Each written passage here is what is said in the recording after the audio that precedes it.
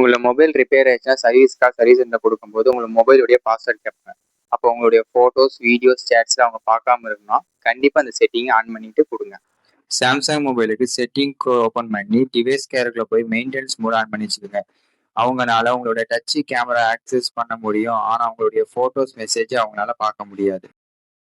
Mobile service முடிஞ்ச பின்னாடி maintenance மோட்லேருந்து எக்ஸிட் கொடுத்து பாஸ்வேர்டு போடுற வரைக்கும் அவங்களால உங்களுடைய எந்த டேட்டாஸையும் பார்க்க முடியாது. பிக்சல், OnePlus, Oppo, Realmeக்கு செட்டிங் ஓப்பன் பண்ணி சிஸ்டம்குள்ளே ரிப்பேர் மோட் ஆன் பண்ணிக்கோங்க.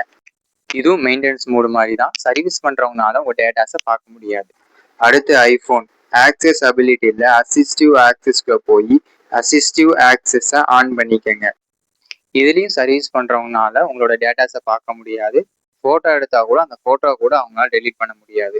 இந்த வீடியோ உங்களுக்கு எப்போ வேணால் தேவைப்படலாம். மறக்காமல் சேவ் பண்ணி வச்சுக்கோங்க. உங்கள் ஃப்ரெண்ட்ஸ் அண்ட் ஃபேமிலிக்கு ஷேர் பண்ணிடுங்க.